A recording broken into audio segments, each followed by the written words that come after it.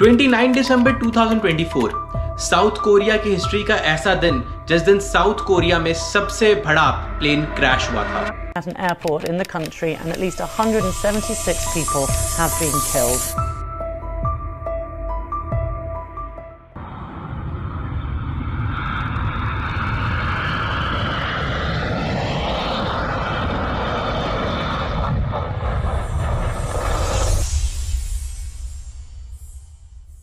और business insider की report के मुताबिक इस प्लेन के अंदर टोटल 181 पैसेंजर्स थे, जिसमें से 179 पैसेंजर्स की डेथ हो गई थी। ये फ्लाइट बेसिकली थाईलैंड से चली थी और ये थाईलैंड से मोआन इंटरनेशनल एयरपोर्ट जो साउथ कोरिया में है वहां पर आके इसने लैंड करना था, बट अनफॉर्चुनेटली इसके लैंडिंग गियर में थोड़ी सी प्रॉब्लम हो गई जिसकी वजह से लैंड नहीं कर सकी। वो रीजन वगैरह सारे मैं आपको आगे जाकर इसी वीडियो में बताऊंगा। द न्यूज की रिपोर्ट के मुताबिक क्रैश की वजह है कि एक चिड़िया का पंख जो है वो एयरक्राफ्ट के साथ टकराया था, जिसकी वजह से एयरक्राफ्ट का लैंडिंग गियर टाइम पर नहीं निकल सका था। अब आइए इस लैंडिंग गियर को समझने की कोशिश करते हैं और ये लैंडिंग गियर बेसिकली है क्या, इस बात को समझने की कोशिश करते हैं। लैंडिंग गियर बेसिकली एक ऐसा कॉम्प्लेक्स सिस्टम होता है जो जहाज को लैंडिंग में भी हेल्प करता है और टेक ऑफ में भी हेल्प करता है, और ये सिस्टम स्टील का बना होता है और टाइटेनियम के एलॉयज का बना होता है। अब आइए अपने टॉपिक पे वापस आते हैं। जैसे कि मैं आप लोगों को ऑलरेडी बता चुका हूं कि स्काई न्यूज की रिपोर्ट के मुताबिक इंजन में बर्ड का फेदर मिला था और इन्वेस्टिगेटर्स का यही मानना है अभी तक कि इस ही बर्ड की स्ट्राइक की वजह से जहाज का लैंडिंग गियर नहीं खुला।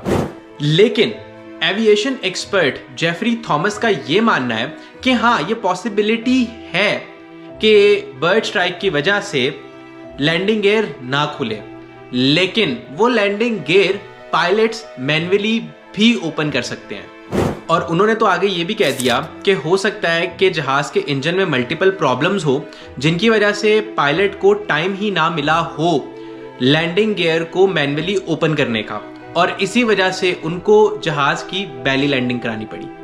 पिछले साल ऐसी एक बैली अप लैंडिंग डेल्टा एयरलाइन के एयरप्लेन ने भी कराई थी जब उनका लैंडिंग गियर नहीं खुल सका था। तो आप अपनी स्क्रीन के ऊपर बैली अप लैंडिंग को देख सकते हैं।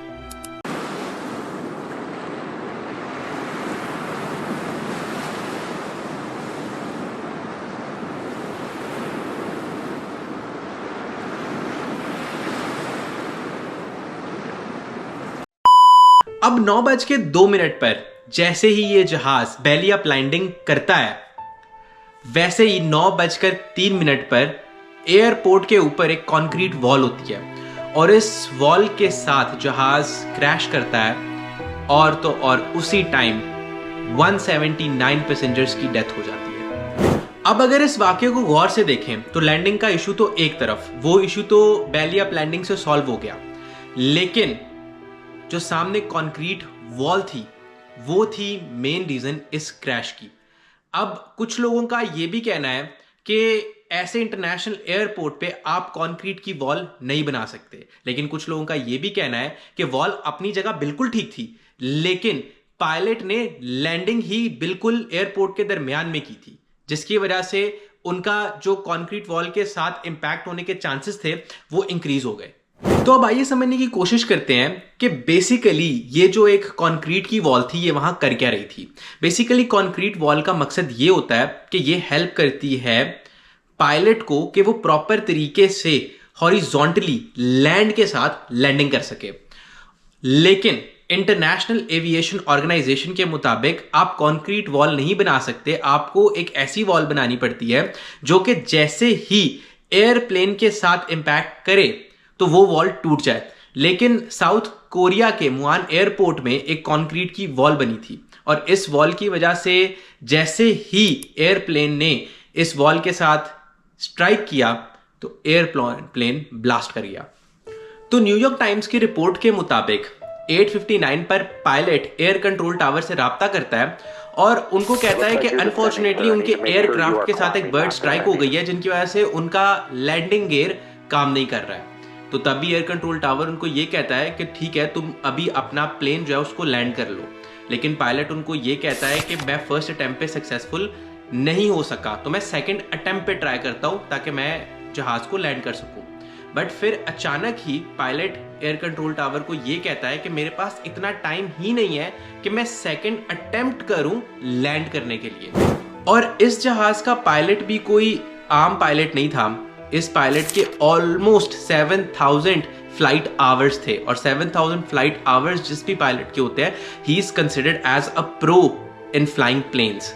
अब जैसे ही ये पायलट प्लेन लैंड करता है तो ये ऑपोजिट डायरेक्शन में प्लेन लैंड करता है। यूजुअली इस एयरपोर्ट पे लैंडिंग के लिए आप साउथ से नॉर्थ की तरफ लैंडिंग करते हो, लेकिन ये पायलट नॉर्थ से साउथ की तरफ लैंडिंग करते हैं। और जैसे ही ये लैंडिंग करते हैं उसके थोड़ी ही देर बाद जो एयरप्लेन है वो कंक्रीट वॉल के साथ क्रैश हो जाता है। 8:59 पर बर्ड स्ट्राइक की रिपोर्ट होती है और 9:03 AM पर प्लेन कंक्रीट वॉल के साथ क्रैश कर जाता है। और अभी आप लोग अपनी स्क्रीन के ऊपर एक पूरी की पूरी पिक्टोरियल रिप्रेजेंटेशन देख सकते हैं 8:59 AM से लेकर 9:03 AM तक के पूरे वाक्य की कि कैसे बर्ड स्ट्राइक होती है, फिर कहां पर प्लेन लैंड करता है और फिर अचानक प्लेन जो है वो कंक्रीट वॉल के साथ क्रैश कर जाता है। हुआंग हू वॉन, जो कि चेयरमैन है Korea association for aviation security के, उन्होंने कहा ये एक बहुत बड़ा सवाल है कि पायलट लैंड करने के लिए इतनी जल्दी में क्यों था। उन्होंने आगे ये भी कहा कि जब भी कोई पायलट बेली लैंडिंग के बारे में सोचता है तो वो सबसे पहले एयर में ही एयरक्राफ्ट का फ्यूल डंप कर देता है ताकि ग्राउंड स्टाफ को थोड़ा सा टाइम मिल सके इमरजेंसी लैंडिंग की प्रेपरेशंस के लिए। लेकिन जैसे मैं आप लोगों को ऑलरेडी बता चुका हूं कि जीजू एयरलाइंस के केस में पायलट ने एयर ट्रैफिक कंट्रोल को कह दिया था कि उसके पास इतना टाइम ही नहीं है कि वो पहले एयर में जाकर फ्यूल को डंप करे और फिर लैंडिंग करे। तो इस पर मिस्टर हुआंग ने ये कमेंट किया है कि क्या पायलट ने अपने दोनों इंजन लूज कर दिए थे या ये एक ह्यूमन एरर है। लेकिन अगर ये एक ह्यूमन एरर है तो इस ह्यूमन एरर की वैल्यू और कॉस्ट है 179 लाइव्स। इस प्लेन के अंदर 2 ब्लैक बॉक्सेस थे और ये दोनों ब्लैक बॉक्सेस बहुत ही बुरे तरीके से डैमेज हो चुके हैं, जिनकी वजह से इन ब्लैक बॉक्सेस को यूएसए भेजा गया फॉर फर्दर इन्वेस्टिगेशन। अब आइए समझ लेते हैं बेसिकली ये ब्लैक बॉक्स होता क्या है। ब्लैक बॉक्स एक ऐसा इलेक्ट्रॉनिक डिवाइस है जो कि आप अपनी स्क्रीन के ऊपर देख सकते हैं, जो कि फ्लाइट डाटा, कॉकपिट कन्वर्सेशंस और पैसेंजर कन्वर्सेशंस रिकॉर्ड करता है। FAA की रिपोर्ट के मुताबिक वाइल्ड लाइफ स्ट्राइक की वजह से सिविलियन और मिलिट्री एयरक्राफ्ट मिलाकर टोटल 491 लोगों की डेथ हो चुकी है और तो और ऑलमोस्ट 350 एयरक्राफ्ट्स डैमेज हो चुके हैं सिर्फ इस चीज की वजह से। और ये डाटा है 1988 से लेकर 2023 तक का। वीडियो के आखिर में तो मैं सिर्फ एक ही चीज कहूंगा उन लोगों के लिए जिनकी इस अनफॉर्चुनेट इंसिडेंट में डेथ हुई है, that may their soul rest in peace.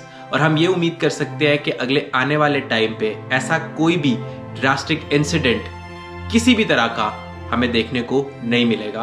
और एयरपोर्ट स्टाफ और जितनी भी एविएशन ऑर्गेनाइजेशंस हैं वो इस चीज़ का ख्याल रखेंगी कि बिजनेस से ज़्यादा वैल्यू इंसानी जान की है।